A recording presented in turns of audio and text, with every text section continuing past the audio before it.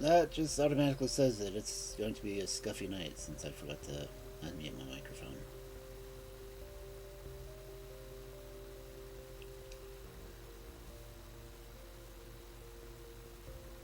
So, you'd think with me doing this for 2 years I wouldn't mess up as often, but yeah, no, that's gonna happen anyway.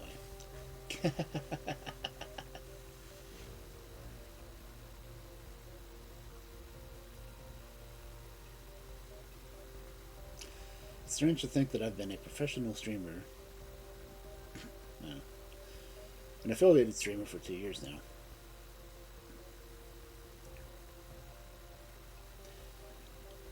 And yet I still can't seem to get a job actually doing this exact same thing offline. Oh well. I keep putting out applications for story time at libraries and just no one's biting. I can't even get the delivery guy job at the library.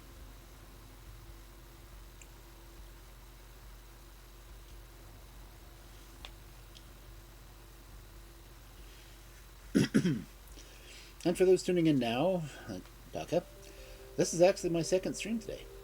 I did another one earlier, about 2 hours. I think I did a little before 6 to almost 8. I was just chatting and playing games.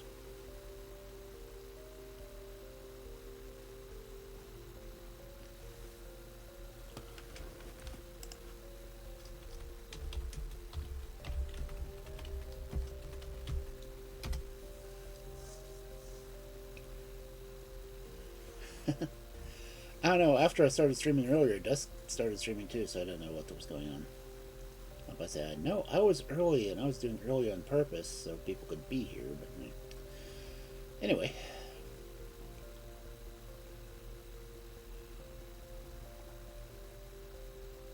Oh, that's an interesting shout out, this title. Takamura face, huh? Spirit, they say. Just a typical layabout looking for fun. Sounds like a cover story to me. Smite, you say? Maybe they're training for something big, or maybe it's just all a scuff job. What are they really up to behind that PNG mask?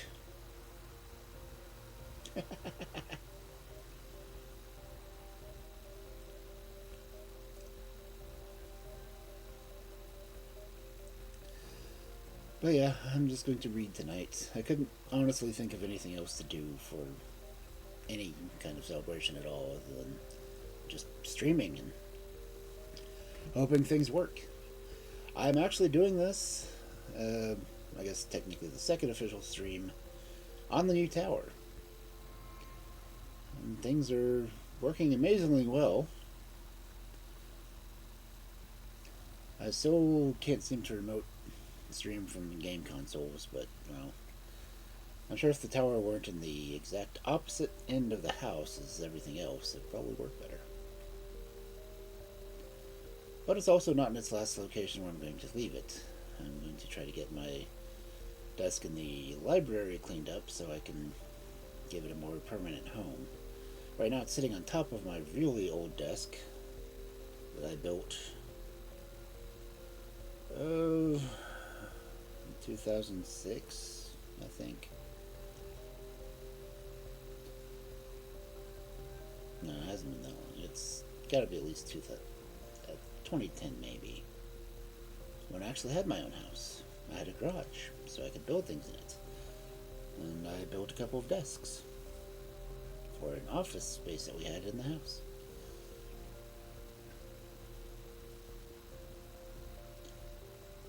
As I said, everything's working so far, other than the cables being a mess because I plan on moving everything eventually. But my microphone is not even picking up the sound of the fans. It might be picking up vibration from the table, that's it. So I'd say it's a pretty good setup. I don't have a mouse pad, so if you ever hear me doing the mouse, you will hear it scraping on the top of my desk.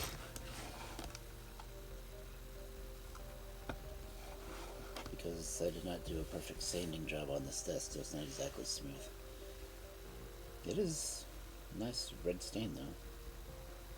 I think I stained it for red oak.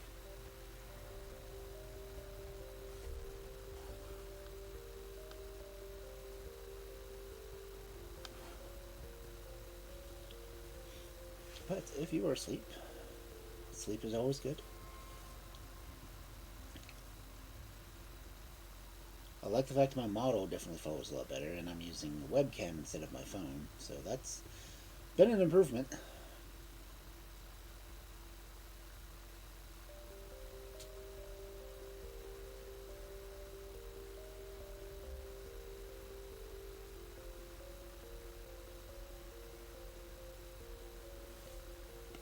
Check to make sure it's fine.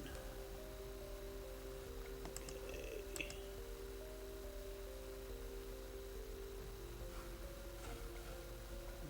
I'm actually hearing my own voice coming back, so that is a good sign since I'm listening to my own stream. As I do that, so I can make sure that I at least know what sounds are going out. And all my sound alerts should work since OBS is open on my cheap second monitor. I haven't tried any of them yet, but since it tends to like to be prioritized, let's see, which ones do I have on sound alerts? This on sound alerts compared to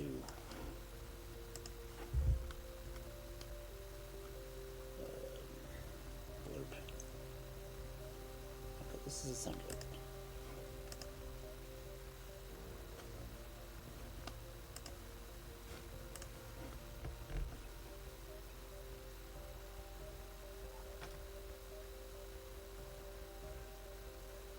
Yay, it works.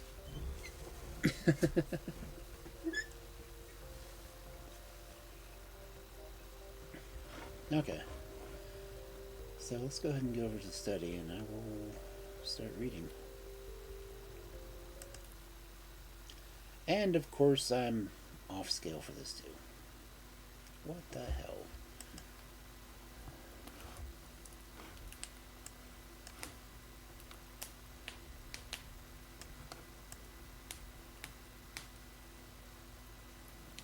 Okay. I think that's the right place. So let's see, microphone. My headset's currently plugged into the aux jack of my microphone, so it can automatically give me feedback on that. Tower is to the left. Well, I posted a picture of what it looks like. Another cheap microphone. And it's a Moment microphone.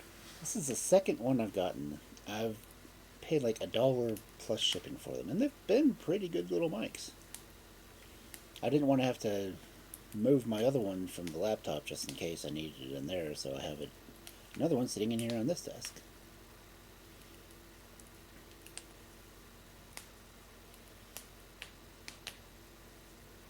But yeah, it looks like everything is working right so far. I did play a game earlier. I was playing Mechanica Museum. And it's really a good microphone, and it doesn't have the pop filter on it, and considering I'm speaking a little over 2 feet away from the microphone right now, it's picking up pretty damn well.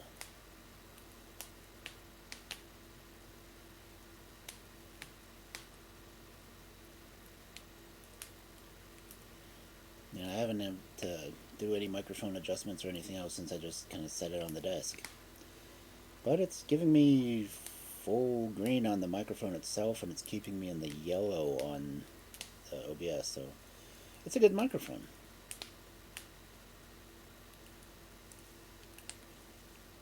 I'm definitely going to have to figure out a way to do gaming, though.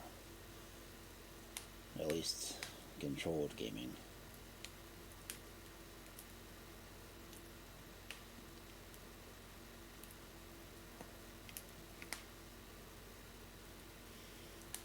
I'm actually sitting in gaming chairs, sitting and like halfway spinning. And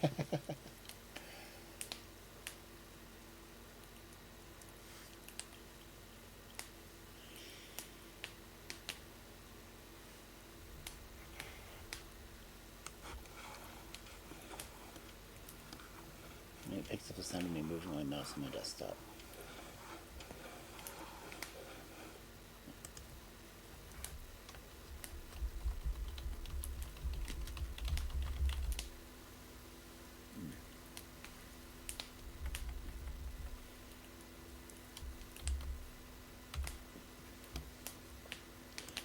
So I'd say everything I have is working pretty well right now.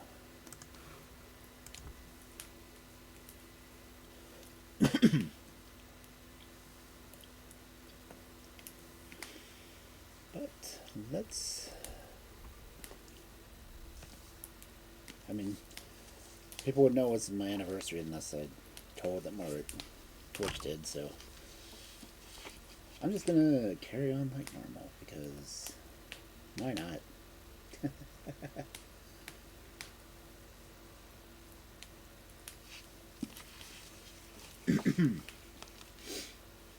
All I have to do is not drop my book.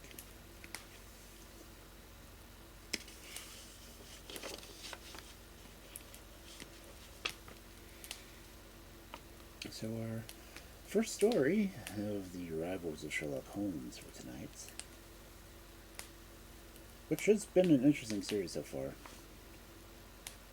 It's The Loot of Cities, The Adventures of a Millionaire in Search of Joy by Arnold Bennett.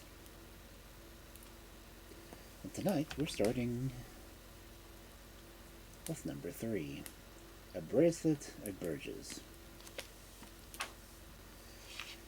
The bracelet had fallen into the canal, and the fact that the canal was the most picturesque canal in the old Flemish city of Bruges, and that the ripples caused by the splash of the bracelet had disturbed reflections of wondrous belfries, towers, steeples, and other unique examples of Gothic architecture. It did nothing whatsoever to assuage the sudden agony of the disappearance. For the bracelet had been given to Katie Santoris by her gracious and lordly manager, Lionel Belmont, from the United States, upon the completion of an unexampled run of the Delmonico doll at the Regency Theatre in London, and its diamonds were worth £500, to say nothing of the gold. The beautiful Kitty and her friend Eve Fincastle, the journalist, having exhausted Ostend, and the jewelry arrived in Bruges in the course of their holiday tour, the question of Kitty's jewelry had arisen at the start. Kitty had insisted that she must travel with all her jewels, according to the custom of theatrical stars of great magnitude. Eve had equally insisted that Kitty must travel without jewels, and had exhorted her to remember the days of her simplicity. They compromised. Kitty was allowed to bring the bracelet, but nothing else save the usual half-dozen rings. The ravishing creature could not have persuaded herself to leave the bracelet behind, because it was so recent a gift and still new and strange and heavenly to her. But since prudence forbade even Kitty to let the trifle lie about in the hotel bedrooms, she was obliged always to wear it. And she had been wearing it on this bright afternoon in early October, when the girls, during a stroll, had met one of their new friends, Madame Lawrence, at the world-famous Croix de Rosière, just as the back of the Hôtel de Ville in the Halles. Madame Lawrence resided permanently in Bruges.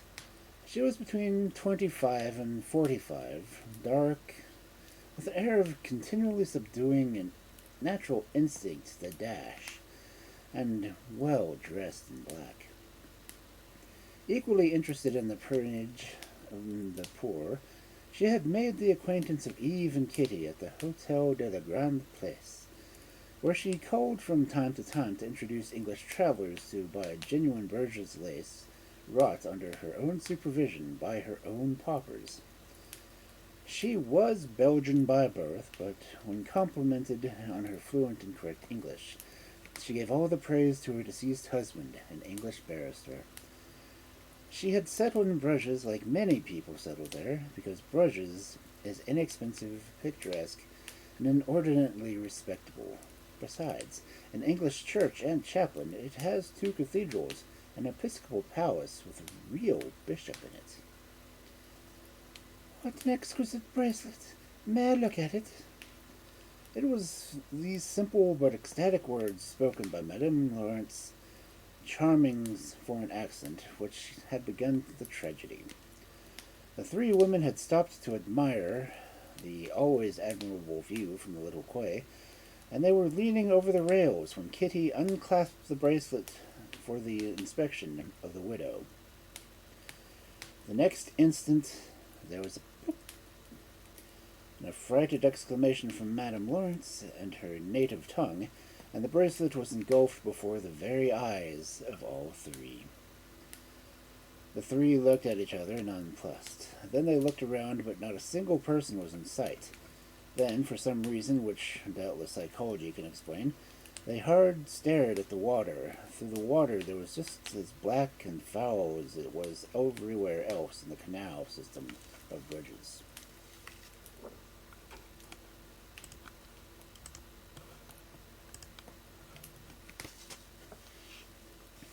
"Surely you've not dropped it," Eve Fincastle exclaimed in a voice of horror. Yet she knew positively that Madame Lawrence had. The delinquent took a handkerchief from her mouth and sobbed into it. And between her sobs she murmured, "We must inform the police." "Yes, of course," said Kitty, with the lightness of one to whom a 500-pound bracelet was bagatelle. "They'll fish it up in no time." "Well," Eve decided, "you go to the police at once, Kitty, and Madame Lawrence will go with you because she speaks French, and I'll stay here to mark the exact spot." The other two started, but Madame Lawrence, after a few steps, put her hand to her side. "I can't," she sighed, pale. "I am too upset. I cannot walk. You go with Miss Utterings," she said to Eve, "and I will stay." Then she leaned heavily against the railings. Eve and Kitty ran off just as if it were an affair of seconds, and the bracelet had to be saved from drowning. But they had scarcely turned the corner, 30 yards away, when they reappeared in the company of a high official of the police whom, by the most lucky chance in the world, they had encountered in a covered passage leading to the Palace de Bruges. This official, instantly enslaved by Kitty's beauty, proved to be the very mirror of politeness and optimism. He took their names and addresses and a full description of the bracelet, and informed them that the place canal was 9 feet deep, and he said that the bracelet should undoubtedly be discovered on the morrow, but that, as dusk was imminent, it was futile to commence angling that night. In the meantime, the loss should be kept secret, and to make all sure, a succession of gendarmes should guard the spot during the night. Kitty grew radiant and rewarded the gallant offer with smiles. Eve was satisfied, and the face of Madame Lawrence wore a less mournful hue. "And now," said Kitty to Madame, when everything had been arranged, and the first of the gendarmes was duly installed at the exact spot against the railings, "you must come and take tea with us in our winter garden, and be gay. Smile, I insist, and I insist that you don't worry."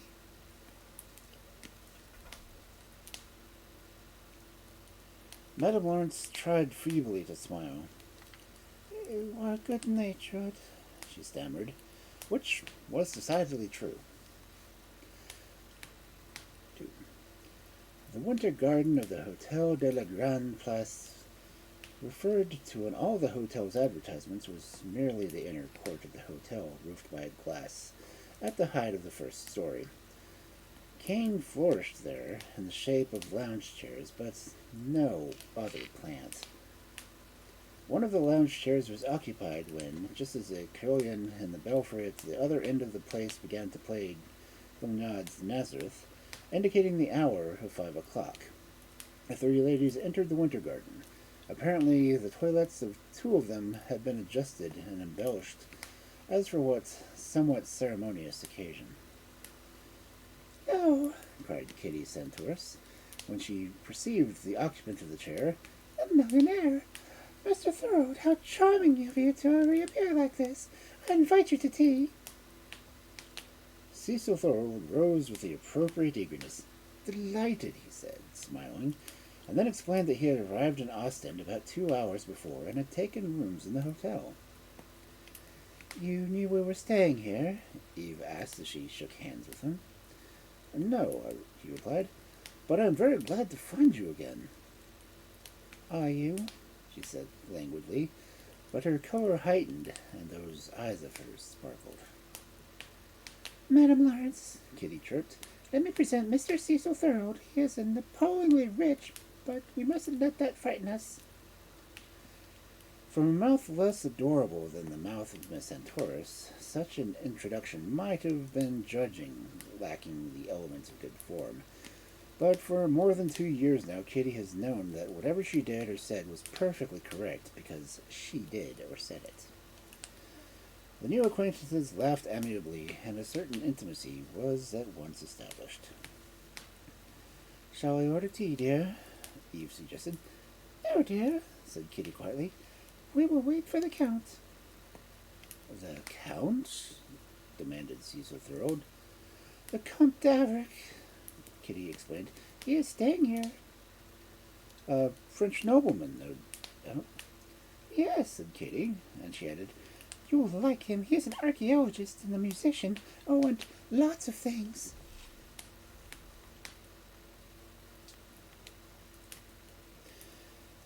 If I am 1 minute late, I entered, pardon, said a fine tenor voice at the door. It was the Count. After he had been introduced to Madame Lawrence and Cecil Thorold had been introduced to him, tea was served. Now, the Comte d'Avric was everything that a rich count ought to be. As dark as Cecil Thorold, and even handsomer. He was a little older and a little taller than the millionaire, and a short, pointed black beard, exquisitely trimmed, gave him the appearance of a staid reliability which Cecil lacked. His bow was a vertebrate poem, his smile a consolation for all misfortunes, and he had managed his hat, stick, gloves, and cup with dazzling assurance of a conjurer. To observe him at afternoon tea was to be convinced that he had been specially created to shine gloriously in drawing-rooms, winter gardens, and tables d'hôte. He was one of those men who always do the right thing at the right moment, or are capable of speaking an infinite number of languages with absolute purity of accent. He spoke English much better than Madame Lawrence, and who can do and discourse with rever and accuracy on all the sciences, arts, sports, and religions. In short, he was a phoenix of a count, and this was certainly the opinion of Miss Kitty Satyrus and of Miss Eve Fincastle, both of whom reckoned that what they did not know about men might be ignored. Kitty and the Count, it soon became evident, were mutually attracted. Their souls were approaching each other with a velocity which increased inversely as the square of the lessening distance between them, and Eve was watching this approximation with undisguised interest and relish. Nothing of the least importance occurred, save the Count's marvelous exhibition of how to behave at afternoon tea, until the reflection was nearly over. And then, during a brief pause in the talk, Cecil, who was sitting to the left of Madame Lawrence, looked sharply around at the right shoulder of his tweed coat. He repeated this gesture a second, and yet a third time. "What's the matter with the man?" asked Eve Fincastle. Both she and Kitty were extremely bright, animated, and even excited. "Nothing. I thought I saw something on my shoulder, that's all," said Cecil. "Ah, it is only a bit of thread," and he picked off the thread with his left hand and held it before Madame Lawrence. "See, it's a thin piece of black silk, knotted. At first I took it for an insect. You know how the queer things look out of the corner of your eye. Pardon. It dropped a fragment onto Madame Lawrence's black silk dress. Oh, now it's lost." "If you will excuse me, kind friends," said Madame Lawrence, "I will go." She spoke hurriedly, and as though in mental distress. "Poor thing," Kitty Satyrus exclaimed when the widow had gone. "She's still dreadfully upset, and Kitty and Eve proceeded jointly to relate the story of the diamond bracelet, which upon hereto they had kept silence, though with difficulty, out of regard for Madame Lawrence's feelings. Cecil made no comment. The Count, with the sympathetic excitability of his race, walked up and down the winter garden, assevering earnestly that such clumsiness amounted to a crime. When he grew calm and confessed that he shared the optimism of the police as to the recovery of the bracelets. Lastly, he complimented Kitty on her equitable demeanor under this affliction. "Do you know, Count," said Cecil Thorold, after they had all four ascended to the drawing room overlooking the grand place, "I was quite surprised when I saw that at tea you had not had to be introduced to Madame Lawrence." "Why is that, dear Mr. Thorold?" the Count inquired suavely. "Oh, I thought you had seen the register in Ostend a few days ago." The Count shook his wonderful head. "Perhaps you have a brother," Cecil paused. "No," said the Count, "but it is a favorite theory of mine that everyone has his double somewhere in the world." Previously, the Count had been discussing planchettes. He was a great authority of the supernatural, the subconscious, and the subliminal. Now he deviated gracefully to the discussion of the theory of doubles. "I suppose you aren't going out for the walk, dear, before dinner?" Eve said to Kitty. "No, dear." "I think I shall," said Eve, and her glance to Cecil Thorold intimidated in the plainest possible manner that she wished not only to have a companion for her stroll, but to leave Kitty and the Count in dual solitude. "I shouldn't if I were you, Miss Fincastle," Cecil remarked with his calm and steady blandness. "It's risky here in the evenings, with these canals exhaling miasma and mosquitoes and bracelets and all sorts of things." "I will take the risk, thank you," said Eve with an icy tone, and she haughtily departed. She could not cower before Cecil's millions. As for Cecil, he joined in the discussion of the theory of doubles. Part 3. On the next afternoon, but one policeman were still fishing without success for the bracelet and raising the ancient duck's long-buried odors which threatened to destroy the inhabitants of the quay. When Kitty Sartoris had hinted that perhaps the authorities might see their way to drawing off the water from the canal, the authorities had intimated that the death rate of Bruges has already been high as convenient. Nevertheless, though nothing had happened, the situation had somehow developed, and in such a manner that the bracelet itself was in danger of being partially forgotten. And of all places in Bruges, the situation had developed on the top of the renowned belfry which dominates the grand place, in particular, and in the city in general. The summit of the belfry is 355 feet high, and it is reached by 402 winding stone steps, each a separate menace to life and limb. Eve Fincastle had climbed those steps alone, perhaps in a quest of view of the top, perhaps in quest of spiritual calm. She had not been leaning over the parapet more than a minute before Cecil Thorold had appeared, his field glasses slung over his shoulder. They began to talk a little, and nervously, and only in snatches. The wind blew free up there among the 48 bells, but the social atmosphere was oppressive. "Heidi." "The Count is a most charming man," Eve said, as if in defense of the Count. "He is," said Cecil. "I agree with you." "Oh, no, you don't, Mr. Thorold. Oh, no, you don't." Then there was a pause, and the twain looked down upon the Bruges, and its venerable streets, and its grass-grown squares, its waterways, and its innumerable monuments spread out like a map beneath them in the mellow October sunshine. Citizens passed along the thoroughfare in the semblance of tiny dwarfs. "If you didn't hate him," said Eve, "you wouldn't behave as you do." "How do I behave, then?" Eve schooled her voice in an imitation of jocularity. "Oh, Tuesday evening and all day yesterday you couldn't leave them alone. You know you couldn't." 5 minutes later, the conversation had shifted. "You actually saw the bracelet fall into the canal," said Cecil. "I actually saw the bracelet fall into the canal, and no one could have got it out while Kitty and I were away. Because we weren't away more than half a minute. And they could not dismiss the subject of the Count, and presently he was the topic again. Naturally, it would be a good match for the Count for any man, said Eve, but then it would only be a good match for Kitty.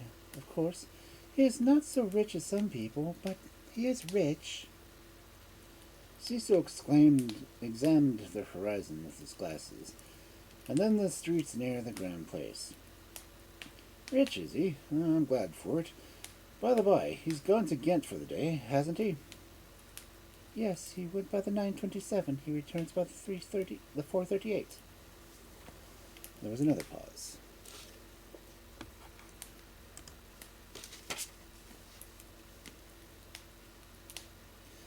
Well, said Cecil at length, handing the glasses to Eve Fincastle.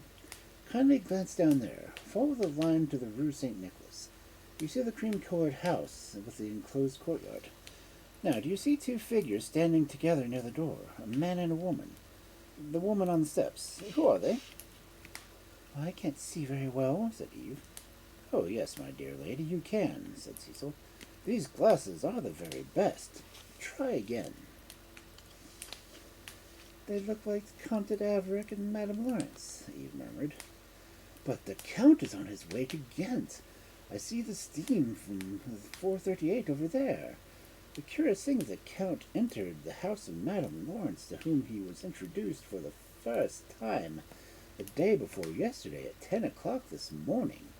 Yes, it could be a very good match for the Count, when one comes to think of it. It usually is that sort of man who contrives to marry a brilliant and successful actress. There, he's just leaving, isn't he? Now let's descend and listen to the recital of his day's doings in Ghent, shall we? You mean to insinuate, Eve burst out with sudden wrath, that the Count is an adventurer, and that Madame Lawrence... Oh, Mr. Thorold! She laughed condescendingly. This joke is too absurd. Do you suppose I haven't noticed how impressed you were with Kitty in the Devonshire mansion that night, and again in Onstead, and again here? You're simply carried away by jealousy. Do you think you became here you are a millionaire, you must have all you want? I haven't the slightest doubt that the Count... Anyhow, said Cecil, let us go down and hear about Ghent. His eyes made the number of remarks, indulgent, angry, amused, protective, admiring, persuasive, and puzzled, too subtle for the medium of words. They groped their way down to earth in silence, and it was in silence they crossed the Grand Place.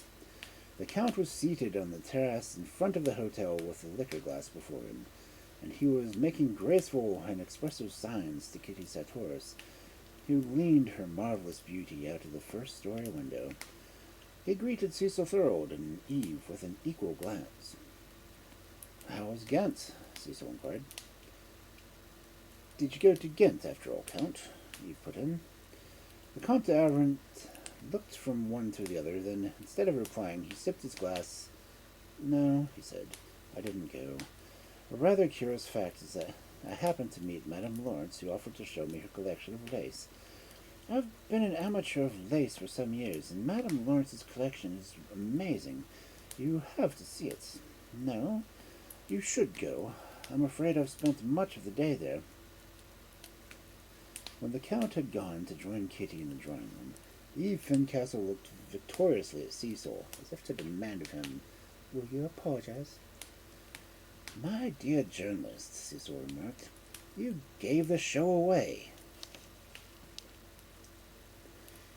That evening, in the continued obstinacy of the bracelet, which still refused to be caught, began at last to disturb the bird-like mind of Kitty Sartoris. Moreover, the secret was out, and while the whole town of Bruges was discussing the episode and the chances of success. Let us consult Planchette, said the Count. His proposal was received with enthusiasm by Kitty. Eve had disappeared. Planchette was produced, and when asked if the bracelet would be recovered, it wrote under the hands of Kitty and Count a trembling yes. When asked by whom, It wrote a word which faintly resembled Avrak. The Count stated that he should personally commence dragging operations at sunrise. We'll see, he said. I shall succeed. Let me try this toy, may I? Cecil asked blandly, and upon Kitty agreeing, he addressed Planchette in a clear voice. Now, Planchette, who will restore the bracelet to its owner? The Planchette wrote Thorold, but in characters as firm and regular as those as a copybook. Mr. Thorold is laughing at us, observed the Count. Imperturbably bland. Oh, how horrible you are, Mr. Thorold, Kitty exclaimed. Okay. Quick thing. You know what a planchette is? Essentially, it's kind of a Ouija board.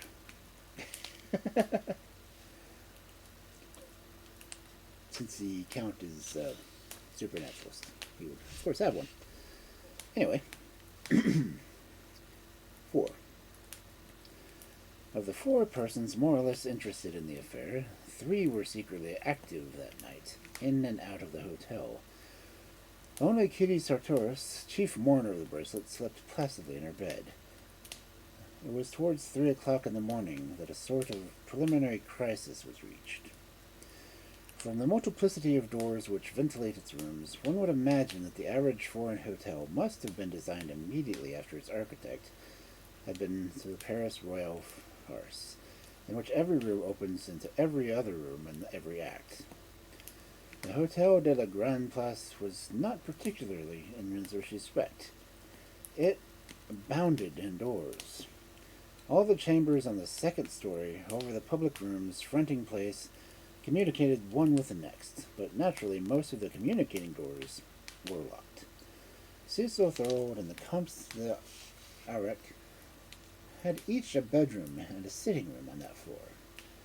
The Count's sitting room adjoined Cecil's, and the door between was locked, and the key was in the possession of the landlord.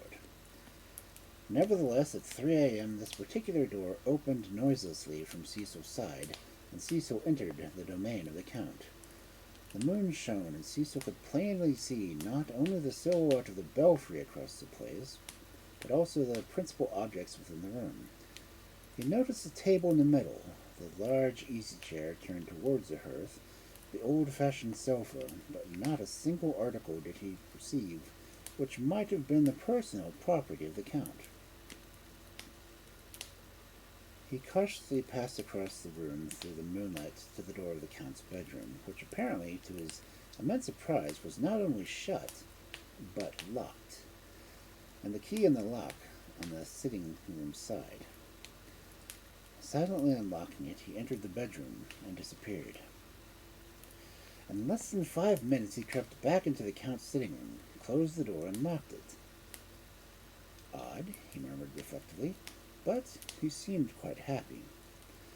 There was a sudden movement in the region of the hearth, and a form rose from the armchair. Cecil rushed to the switch and turned on the electric light. Eve Fincastle stood before him. They faced each other. What are you doing here this time, Miss Fincastle? He asked sternly. You can talk freely. The Count will not waken. I may ask you the same question, Eve replied with a cold bitterness. Excuse me, you may not. You are a woman. This is the Count's room. You are in error, she interrupted him. This is not the Count's room. It is mine. Last night I told the Count that I had some important writing to do, and I asked him to, as a favor, to relinquish this room to me for 24 hours. He very kindly consented. He removed his belongings, handed me the key to the door, and the transfer was made in the hotel books. And now, she added, may I inquire, Mr. Thorold, what you are doing in my room? I thought it was the Count's, Cecil faltered, decidedly at a loss for the moment. In offering my humblest apologies, permit me to say that I admire you, Miss Fincastle. I wish I could return the compliments, Eve exclaimed, as she repeatedly, with an almost plant of sincerity. I do wish I could. Cecil raised his arms and let them fall to his sides. You meant to catch me, he said. You suspected something then. The important writing was an invention. And he added with a faint smile, You really ought not to have fallen asleep. Suppose I had not wakened you. Please don't laugh, Mr. Thorold. Yes, I did suspect. There was something in the demeanor of your servant Lecky that gave me the idea. I didn't mean to catch you. Why you, a millionaire, should be a burglar I cannot understand.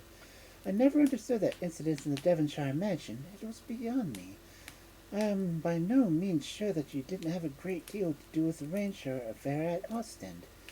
But that you should have stooped to slander is the worst. I confess you are a mystery. I confess that I can make no guess at the nature of your present scheme. And what I shall do now I have caught you. I don't know. I can't decide. I think I must. If, however, anything is missing tomorrow morning, I shall be bound by any case to denounce you. Do you grasp that? I grasp it perfectly, my dear journalist, Cecil replied, and something will not improbably be missing. But take the advice of a burglar and a mystery, and go to bed. It's 3:30. And Eve went, and Cecil bowed her out, and then returned to his own rooms. The Count's apartment was left to the moonlight. Planchet is a very safe prophet, said Cecil to Kitty Sartoris the next morning, provided it has a firm guidance. We there were at breakfast. What do you mean? I mean that Planchet prophesied last night that I should restore you to your bracelet, and I do. They took the lovely gewgaw from the pocket and handed it to Kitty. How did you find it, dear thing? Kitty stammered, trembling under a shock of joy. I fished it up out of the mire by a contrivance of my own. But when? Oh, very early, at 3:00 a.m., you see. I was determined to be the first. In the dark, then? Why, I had a light. Don't you think I'm rather clever? Kitty's scene of ecstatic gratitude does not come into the story. Suffice it to say that not only until the moment of its restoration did she realize how precious the bracelet was to her. It was 10 o'clock before Eve descended. She had breakfast in her room, and Kitty had already exhibited to her the prodigal bracelet. I particularly want you to go up to the belfry with me, Miss Fincastle, Cecil greeted her, and his tone was so serious and urgent that she consented. They left Kitty playing waltzes on the piano in the drawing room. And now, O man of mystery, Eve questioned when they had toiled to the summit, and they saw the city as the dwarfs beneath them. We are in no danger of being disturbed here, Cecil said, but I will make my explanation, the explanation which I certainly owe you, as brief as possible. Your Comte d'Avric is an adventurer, please don't be angry, and your Madame Lawrence is an adventuress. I knew that I had seen them together. They work in concert, and for the most part make a living in the gambling tables of Europe. Madame Lawrence was expelled from Monte Carlo last year for being too intimate with a croupier. You may be aware that at a roulette table one can do a great deal with the aid of the croupier. Madame Lawrence appropriated the bracelet on her own, as it were. The Count, he may be a real Count for anything I know, heard first of the enterprise from the lips of Miss Sartoris. He was worried, angry, because he was really a little in love with your friend, and he saw golden prospects. It is just the fact, the Count's genuine passion for Miss Sartoris, that renders the case psychologically interesting. To proceed, Madame Lawrence became jealous. The Count spent 6 hours yesterday in trying to get the bracelet from her, and failed. He tried again last night, and succeeded, but not easily, for he did not re-enter the hotel until after 1 o'clock. At first I thought he had succeeded in the daytime, and I had arranged accordingly, for I did not see why he should have the honor and glory of restoring the bracelet to its owner. Lucky and I fixed up a sleeping draught for him. The minor details were simple. When you caught me this morning, the bracelet would be in my pocket, and instead I had left the brief note in the personal of the Count, which has had the singular effect of inducing him to decamp. Probably he has not gone alone, but isn't it amusing that since you so elaborately took his sitting room, he will be convinced that you are the party of his undoing, you, his staunchest defender. Eve's face gradually broke into an embarrassed smile. You haven't explained, she said, how Madame Lawrence got the bracelet.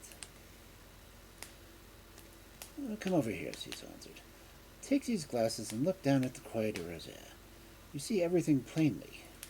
Eve could, in fact, see on the quay a little mound in the mud which had been extracted from the canal in the quest for the bracelet. Cecil continued. On my arrival at Bruges on Monday, I had a fancy to climb the belfry at once. I witnessed the whole scene between you and Miss Santoris and Madame Lawrence through my glasses.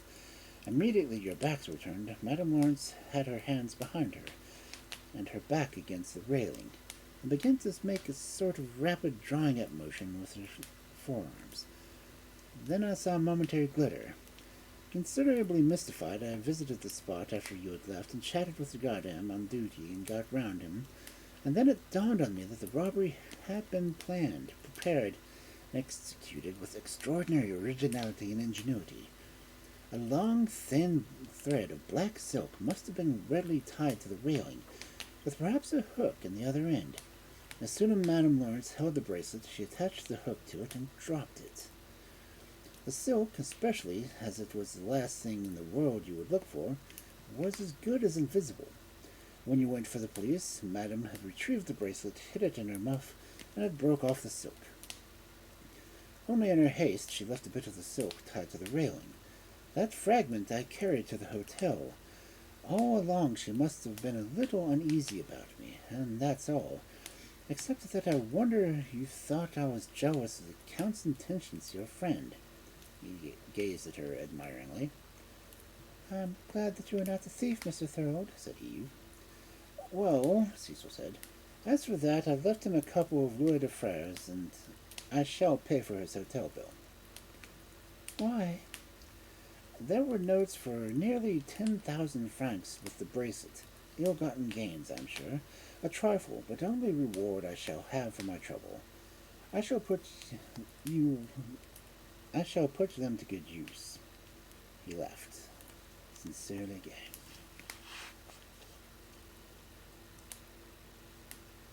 Okay, I will go ahead and pause here so we don't get the next story interrupted.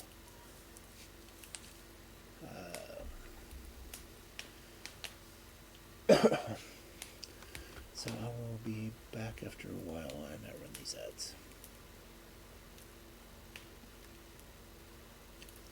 If I can find... Where's my... Oh, be right back. Okay.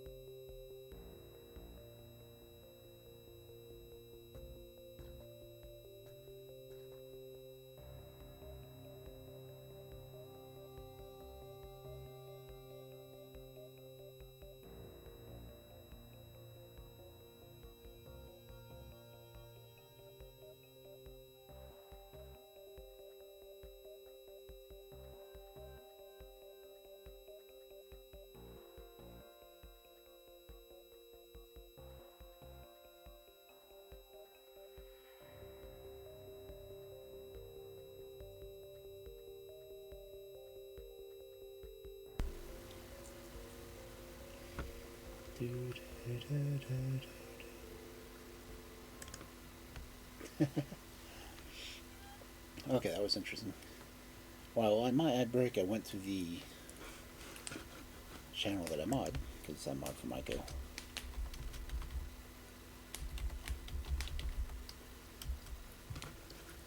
And I had to ban a bot.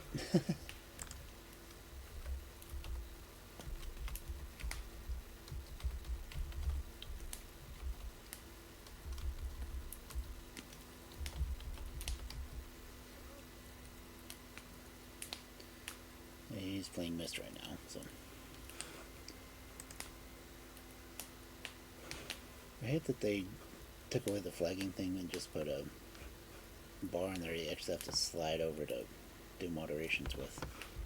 It's a little bit of a pain.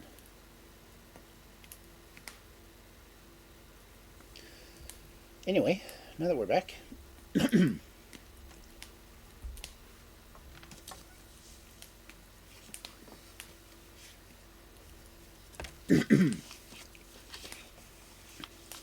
Our second story for this evening of mysteries.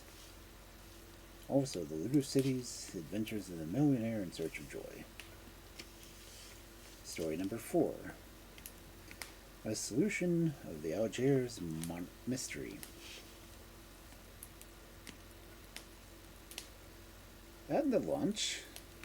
I'm unaware of the precise technical term, sir, but the launch awaits you. Perhaps I should have said it as alongside.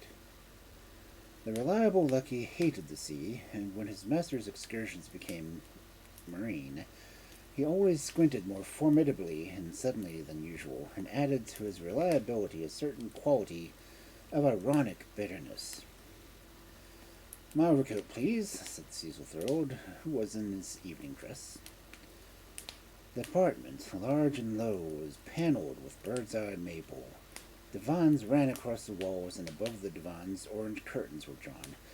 The floor was hidden by the skins of wild African animals. In one corner was a Steinway piano, with the score of the orchid upon the music stand. In another lay a large flat bowl filled with blossoms that did not bloom in England. The illumination, soft and yellow, came from behind a cornice of the room, being reflected therefrom downwards by the cream-colored ceiling. Only by the faintly heard tremor of some gigantic but repressed force, and by the very slight unsteadiness of the part of the floor, could you have guessed that you were aboard a steam yacht, and not in a large, luxurious house. Lecky, having arrayed the millionaire with the overcoat, muffler, crush hat, and white gloves, drew aside from the portiere and followed him up the flight of stairs. They stood on deck, surrounded by the mild but treacherous Algerian night. From the white double funnels of thin smoke used. On the white bridge, a second mate, a spectral figure, was testing the engine room signals, and the sharp noise of the bell seemed to desecrate the mysterious silence of the bay. But there was no other sign of life. The waiting launch was completely hidden by the high bows of the Clarabelle. In distant regions of her deck, glimmering beams came oddly up from below, throwing into relief some part of the boat on its davits or the section of the mast. Cecil looked about him, and the scarred light of the boulevard Carnap, and the riding lanterns of the vessels in the harbor. Away to the left on the hill, a few gleams showed Mustafa Silkcheter, where the great English hotels are, and 10 miles further east, the lighthouse of Cape Matafau flashed its eternal message to the Mediterranean. He was on the verge of feeling poetic. "Suppose anything happens while you're at this dance, sir?" Lucky jerked his thumb in the direction of a small steamer which lay moored scarcely a cable's length away under the eastern jetty. "Suppose—" He jerked his thumb again, in exactly the same direction. His tone was still pessimistic and cynical.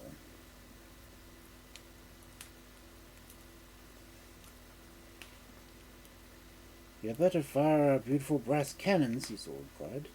Have it fired 3 times. I shall hear it well up enough in Mustafa. He descended carefully into the launch, and was whisking puffingly over the dark surface of the bay and landing stage, where they summoned the fiasco. Hotel de... he instructed the driver, but the driver smiled joyously. Everyone who went to the Hotel de was rich and lordly, and paid well because the hill was long and steep and so hard on the poor Algerian horses. Part 2. Every hotel up in the Mustafa Super was the finest view, the very finest hygienic installation, and the highest cooking in Algeria. In other words, each is better than all the others. Hence the Hotel de could not be called first among equals, since there were no equals, and one must be content to describe it as its first among the unequaled. First, it undoubtedly was, and perhaps will be again. Although it was new, it had what one visitor termed that indefinable thing, cachet. It was frequented by the best people, namely the richest people, the idlest people, the most arrogant people, the most bored people, and the most titled people, that came to the northern shores of the Mediterranean in search of what they would never find and escape from themselves. It was a vast building planned on a scale as spacious only as possible in the district which commercial crisis had depressed the value of the land, and it stood in the midst of a vast garden of oranges, lemons, and medlars. Every room, and there were 3 stores and 200 rooms, faced south. This was charged for the bill. The public rooms, ornamental in chamber, were immense and complete. They included a dining room, a drawing room, a reading room, a smoking room, a billiard room, a bridge room, a ping-pong room, a concert room with resident orchestra, and a room where asociados, negros, and other curiosities of the native town might perform before select parties. Thus, it was entirely self-sufficient, and lacked nothing which is necessary to the proper existence of the best people. On Thursday nights, throughout the season, there were 5 franc dance in the concert hall. You paid 5 francs and ate and drank as much as you could while standing up, and the supper tables arrayed in the dining room. On a certain Thursday night in early January, this Anglo-Saxon microcosm, set so haughtily in a French colony between the Mediterranean and the Bruges mountains with the Sahara behind, was at its most brilliant. The hotel was crammed and prices were high, and everybody was extreme consciousness of doing the correct thing. The dance had begun somewhat earlier than usual, because the eagerness of younger guests could not be restrained. And the orchestra seemed gayer, and the electric lights brighter, and the toilets more resplendent that night. Of course, guests came in from other hotels. Indeed, they came in to such an extent that the dance in the ballroom was an affair of compromise and ingenuity. And the other rooms were occupied too. The bridge players reeked of temperature. The cheerful sound of ping-pong came regularly from the ping-pong room. The retired Indian judge was giving points as usual in the billiard room, and in the reading room the steadfast intellectuals were studying the World and the Paris New York Herald. Thank you, Matsu.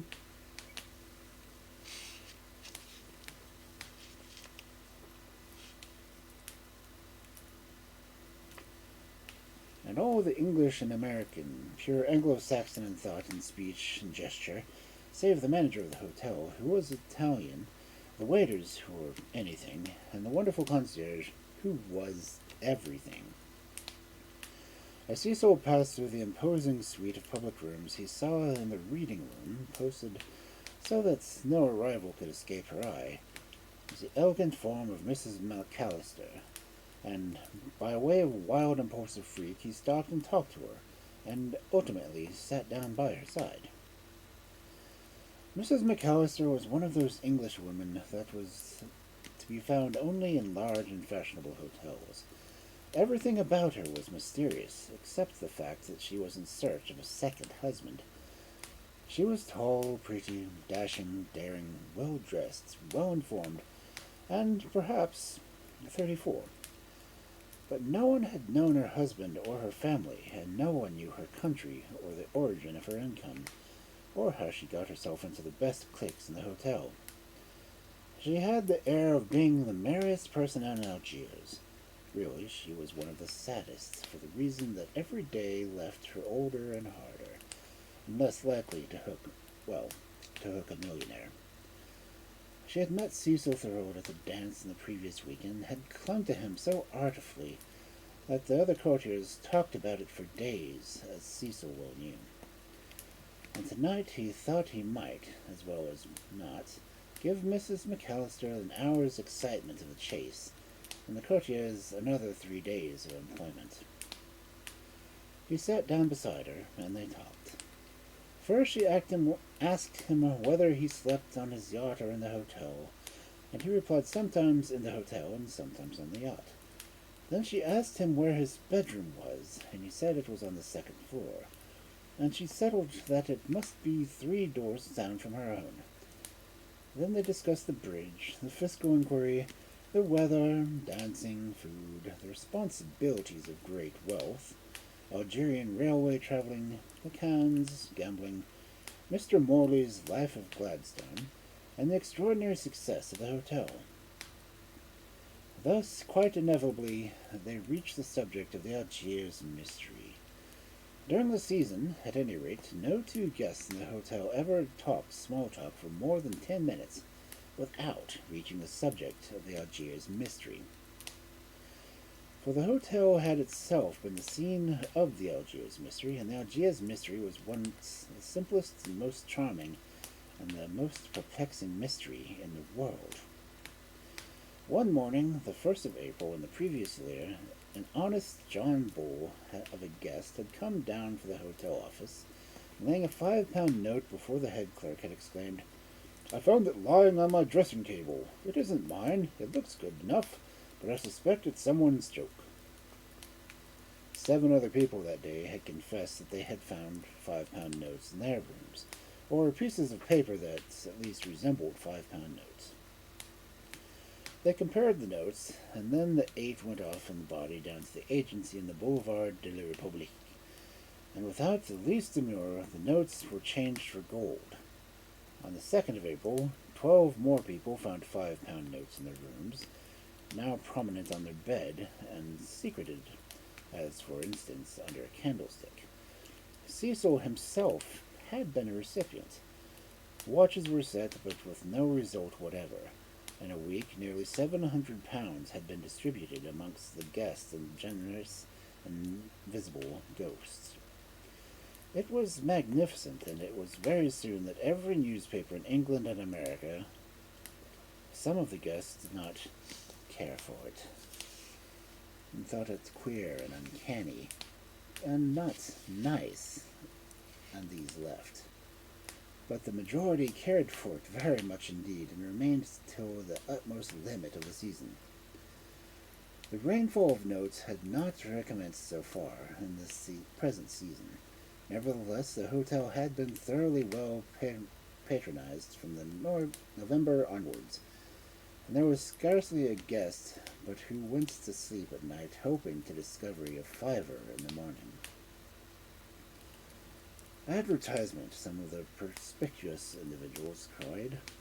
Of course, the explanation was an obvious one, but the manager had indignantly and honestly denied knowing of the business, and moreover, not a single guest had caught a single note in the act of setting down. Further, the hotel changed hands, and the manager left. The mystery, therefore, remained, and a delightful topic is always for discussion. After Cecil chatted with Miss McAllister, they danced, 2 dances, and the hotel began audibly to wonder what Cecil could do and be such a fool. When at midnight he retired to bed, many mothers of daughters and daughters of mothers were justifiably angry, and consoled themselves by saying that he had disappeared in order to hide from the shame which must have suddenly overtaken him. As for Miss McAllister, she was radiant. Surely safety in his room, Cecil looked down and wedged the door, and opened the window and looked out of the balcony at the starry night.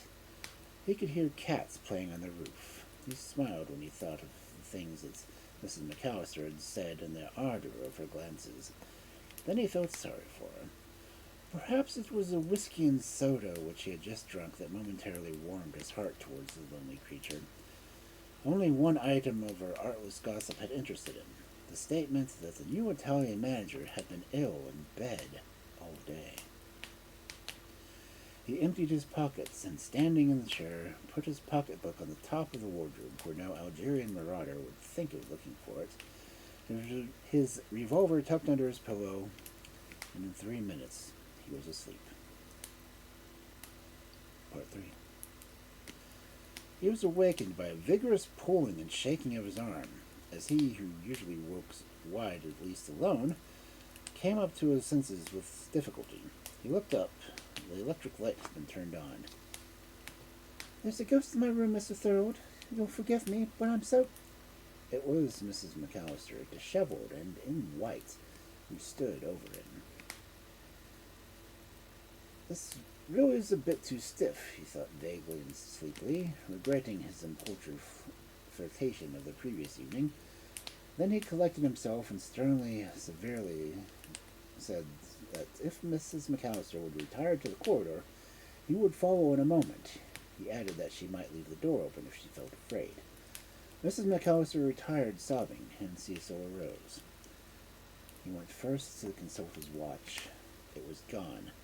A chronometer worth a couple of £100. He whistled, climbed onto the chair, and discovered that his pocketbook was no longer in the place of safety on top of the wardrobe. It had contained something over £500 in a highly negotiable form. Picking up his overcoat, which lay on the floor, he found that the fur lining, a millionaire's fancy, which had cost him nearly £150, had been cut away, and no more to be seen. Even the revolver had departed from under his pillow. "Well," he murmured, "this is decidedly a grand matter." Quite suddenly it occurred to him, as he noticed a particular taste in his mouth, that the whiskey and soda had contained more than whiskey and soda. He had been drugged. He tried to recall the face of the waiter who had served him. Eyeing the window and the door, he argued that the thief had entered by the former and departed by the latter. But the pocketbook he used must have been watched. Mrs. McAllister, stripped now of all dash and daring, could be heard in the corridor. Can she? He speculated for a moment, then he decided positively in the negative. Mrs. McAllister could have no design on anything but a bachelor's freedom. He assumed his dressing gown and slippers and went with her. The corridor was darkness, and she stood in the light of the doorway. "Now," he said, "this ghost of yours, dear lady." "You must go first," she whimpered. "I daren't. It was a white, but with a black face. It was at the window." Cecil, getting a candle, obeyed, and having penetrated alone into the lady's chamber, he perceived, to begin with, that the pane had been pushed out of the window by the old, noiseless device of a sheet of trickled paper, and then, examining the window more closely, he saw that outside a silk ladder depended from the roof and railed to the balcony. "Come in without fear," he said to the trembling widow. "It must have been someone with more an appetite than the ghost that saw you, perhaps an Arab." She came in, femininely trusting of him, and between them they ascertained that she had lost a watch, 16 rings, an opal necklace, and some money. Mrs. McAllister would not say how much money. "My resources are slight," she remarked. "I was expecting remittances." Cecil thought, this is not merely in the grand manner. It fulfills its promise. It will prove to be one of the greatest things of the age. He asked her to keep cool, not to be afraid, and to dress herself. Then he returned to his own room and dressed as quickly as he could. The hotel was absolutely quiet, but out of the depths below came the sound of a clock striking 4. When adequately but not aesthetically attired, he opened his door again. Another door nearby also opened, and Cecil saw a man's head. "I say," rolled the man's head. "Excuse me, but have you noticed anything?" "What? What?" "Well, I've been robbed." The Englishman laughed awkwardly, apologetically, as though ashamed to have confessed that he had been victimized. "Much?" Cecil inquired. 200 or so, no joke, you know. "So have I been robbed," said Cecil. "Let's go downstairs. Got a candle. These corridors are usually lighted all night." "Perhaps the thief has been at the switches," said the Englishman. "They are thieves," Cecil corrected. "You think there is more than one?" "I think there were more than half a dozen," Cecil replied.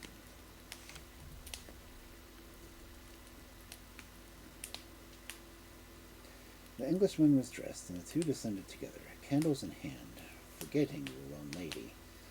But the lone lady had no intention of being forgotten, and she came after them, almost screaming. They had not reached the ground floor before 3 other doors had opened and 3 other victims proclaimed themselves. Cecil led the way through the splendid saloons, and now so ghastly with their elegance, which only 3 hours before had been illuminated scene of such polite revelry. Ere he reached the entrance hall, where the solitary jet of burning, the assistant concierge, one of those officials who never seemed to sleep, advanced towards him, demanding in his broken English what was the matter. "There have been thieves in the hotel," said Cecil. "Waken our concierge." From that point, events succeeded each other in a sort of complex rapidity. Mrs. McAllister fainted at the door of the billiard room and was laid out on the billiard table with a white ball between her shoulders. The head concierge was not in his narrow bed in the alcove above the main entrance, and he could not be found. Nor could the Italian manager be found, though he was supposed to be ill in bed, nor the Italian manager's wife. 2 stablemen were searched out from somewhere, also a cook, and then an Englishman who had lost 200 or so went forth into the Algerian night to bring a Geraldine from the post in the Rue d'Islay. Cecil Thorold contented himself with talking to the people as in ones or twos, and in various stages of incorrectness. They came in the public rooms, now brilliantly lighted. All who came had been robbed.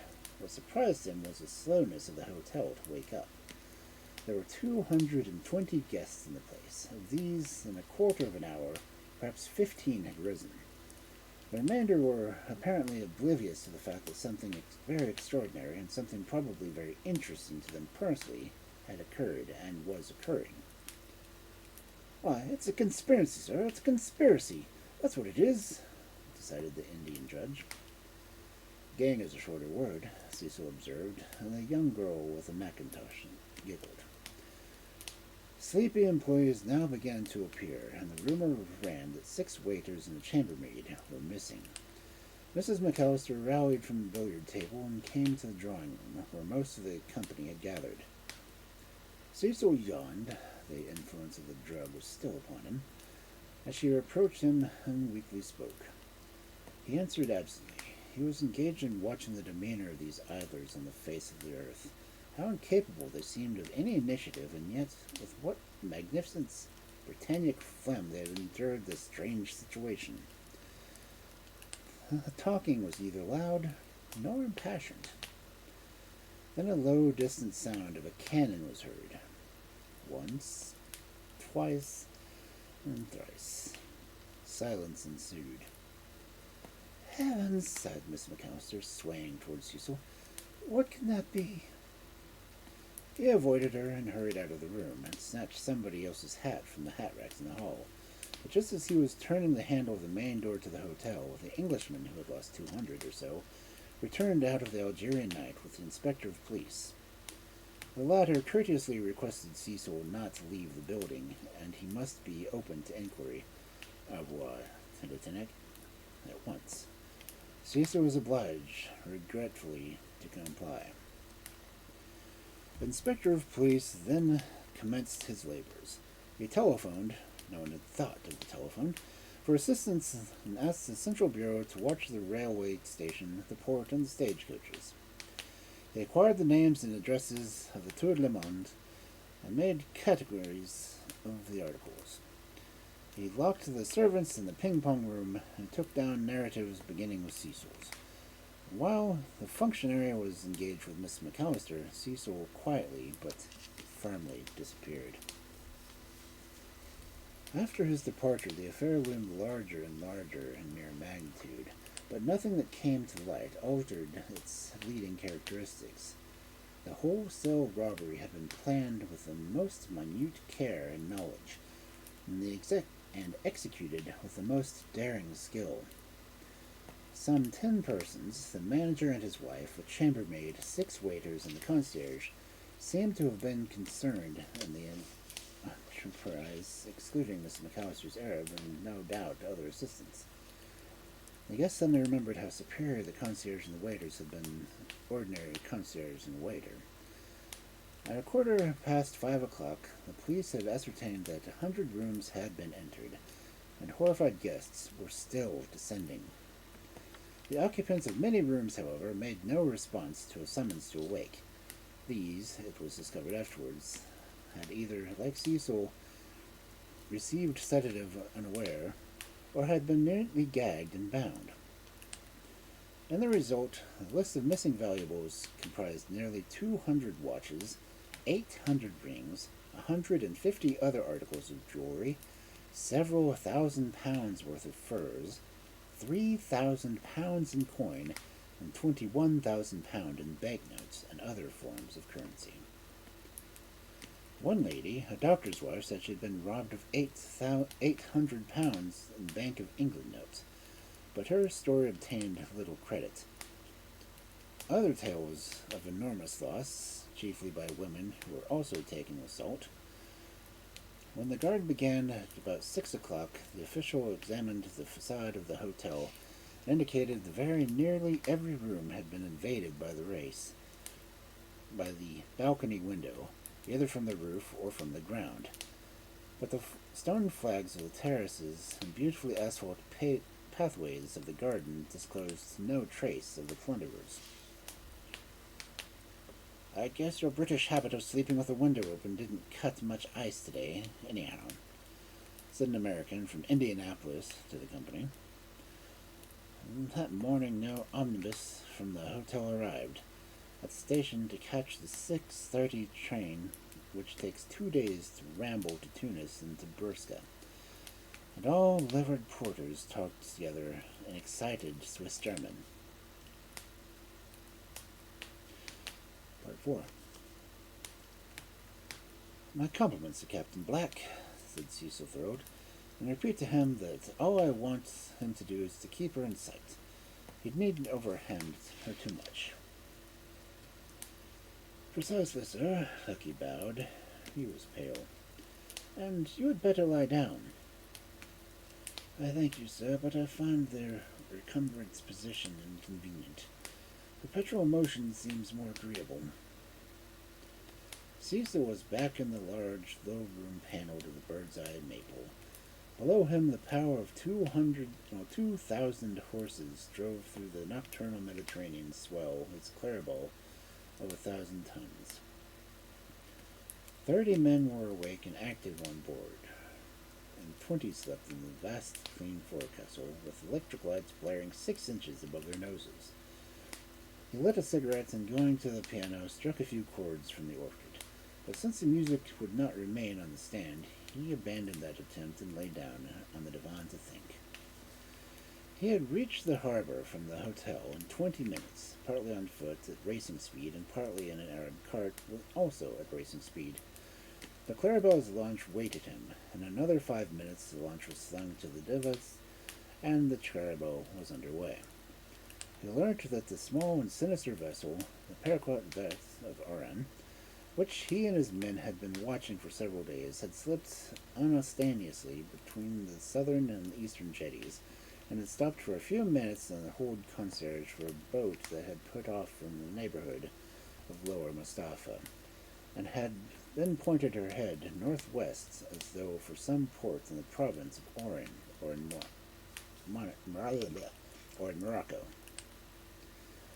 And in the rings of cigarette smoke which he made, Cecil seemed now to see clearly the whole business. He had never relaxed his interest in the affair of the £5 notes. He had vaguely suspected it to be part of some large scheme. He had presumed on slight grounds a connection between the Paradise debt and the Italian manager of the hotel. Nay, more, he had felt more than some great stroke was about to lie accomplished. But the precise knowledge and satisfactory theory of definitive expectation he had had none until Mrs. McAllister had unconscious and a man-hunting agent of destiny had fortunately awakened him in the nick of time. Had it not been for his flirtation of the previous evening, he might still be asleep in his bed at the hotel. He perceived the entire plan. The £5 notes had been mysteriously scattered, certainly to advertise the hotel, but only to advertise it for a particular and colossal end, to fill it full and overflowing with fat victims. The situation had been thoroughly studied in all its details, and the task had been divided and allotted to various brains.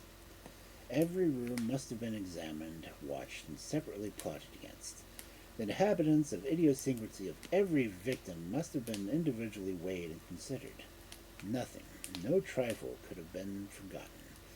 And then some supreme intelligence had drawn the threads together and woven them swiftly into a pattern of a single night, almost a single hour. And the loot, Cecil could estimate it pretty accurately, had been transported down the hill to Mustafa and Feria, tossed into a boat into the Prairie Vet, and the Paris Vert, with loot and looters on board, was bound, probably, for one of those obscure and infamous ports of Oran and Morocco.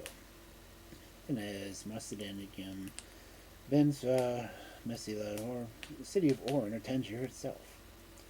He knew something of the Spanish and Maltese dens of Oran and Tangier, the clearinghouses for stolen goods of 2 continents, and the impregnable refuge of scores of ingenious villains. And when he reflected upon the grandeur and its immensity of the scheme, so simple in its essence and so leisurely in its achievement, like most grand schemes, when he reflected upon the imagination which had been necessary to conceive it, and the generalship which had been necessary in its successful conclusion, he murmured admiringly, "The man who thought of that and did it may be a scoundrel, but he is also an artist, and a great one." And just because he, Cecil Thorold, was a millionaire and possessed £100,000 toy, which could do 19 knots an hour and cost £1,500 a month to run, he was about to defeat that great artist and nullify the great scheme, and incidentally to retrieve his watch, his revolver, his fur, and his £500. He had only to follow and to warn one of the French torpedo boats, which was always patrolling the coast between Algiers and Oran, and the bubble would be burst.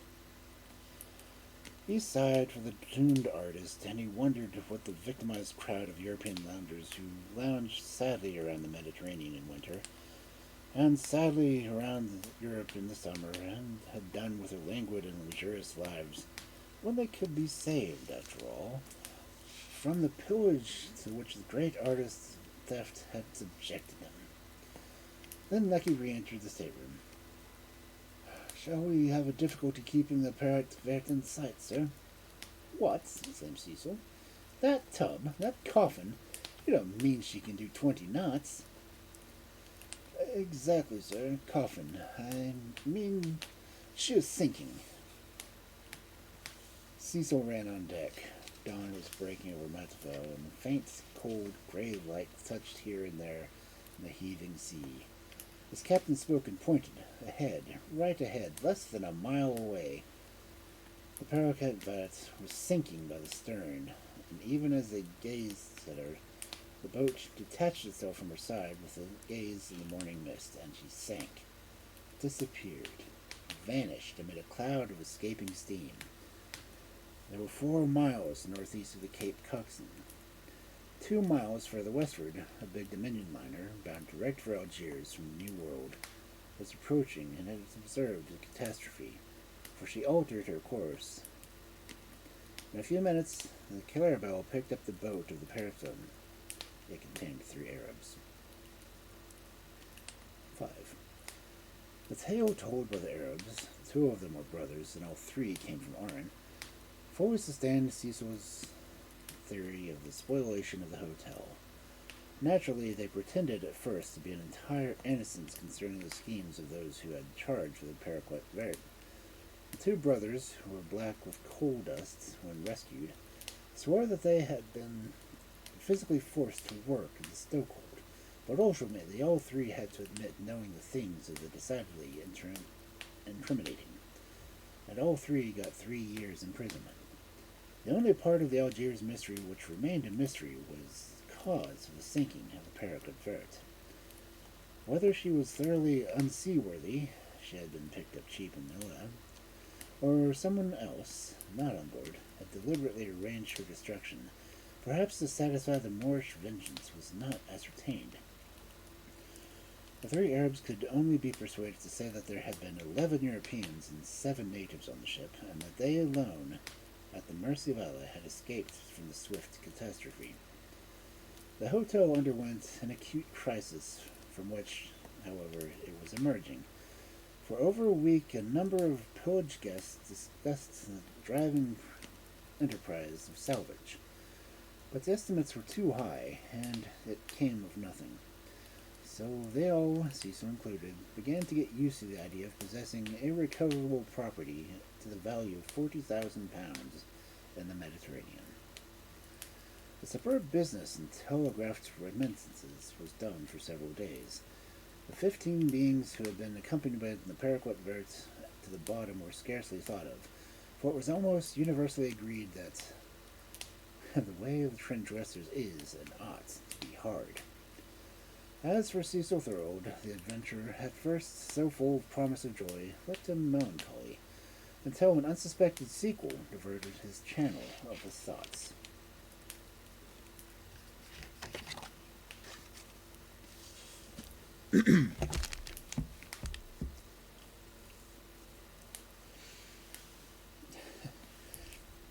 He had planned to rob the robbers.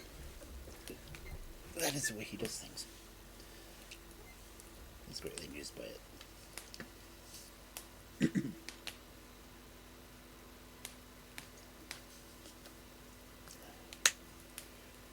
So it's only 10:34. Check to see how long this story might be.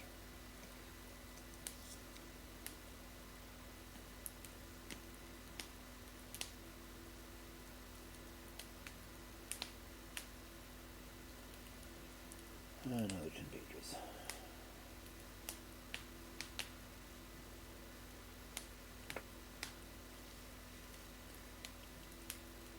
This leaves only... If I stop now, there would only be 3 stories left in this book.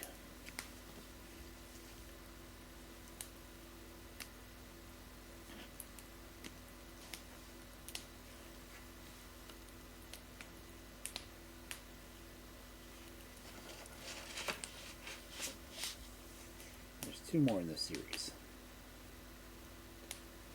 The next one would be in the capital of the Sahara. And the last one is, though 'twas a gala night. And that would be the end of the Arnold Bennett stories. Then I would only have an H.G. Wells left in this book. And I'd have this book finished. I may save those for next week so I can start next year on a new book. Sound good?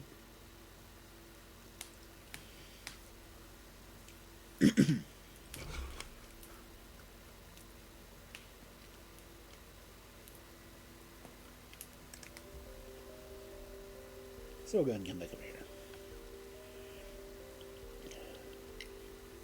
Get the feeling I'll have to do a lot of editing because I know I was stumbling around in that one a lot.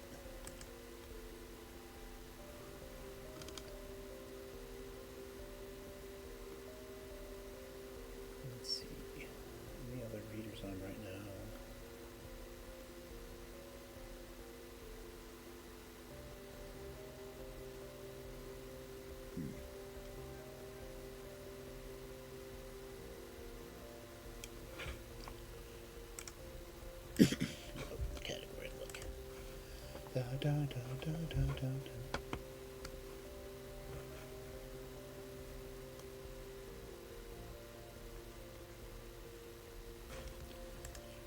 Let's see viewers.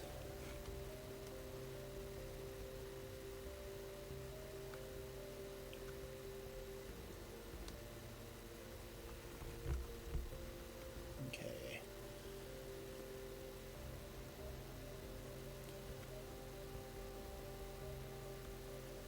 See, Game of Tomes is on.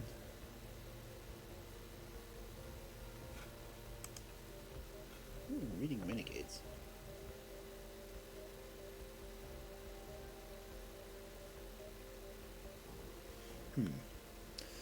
Unless anyone has any suggestions.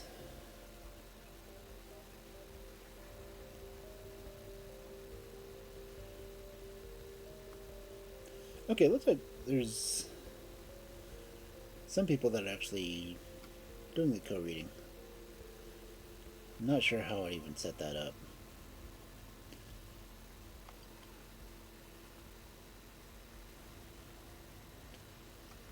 Harp is on.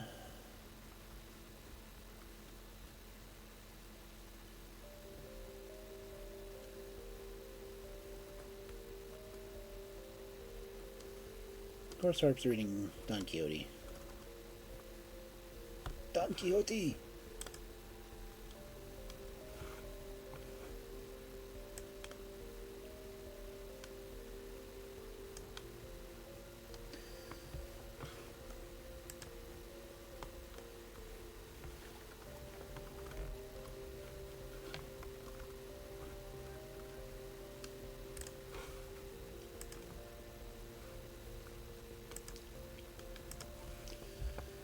So, what do you say? Do we go... No suggestions?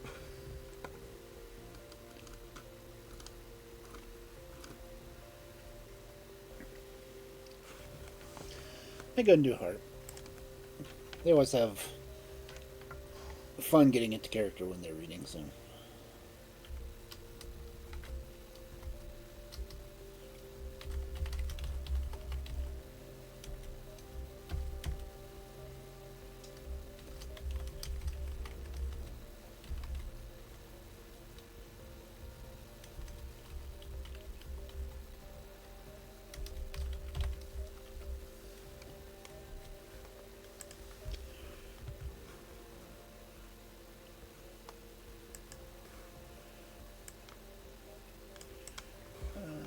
something else. I'm going to do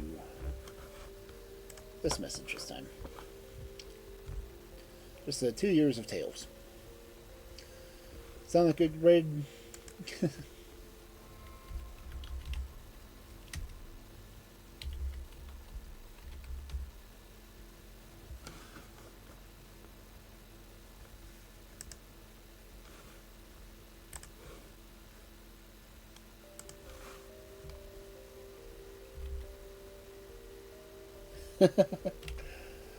No problem.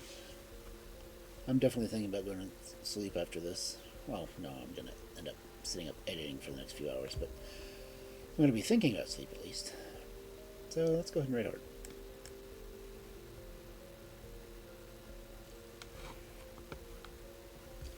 So I will see everyone next time. Probably, well, I'm reading tomorrow, so Friday Night Fairy Tales, because I can't go without my Friday Night Fairy Tales. So I'll hopefully see you all then. Have a good evening.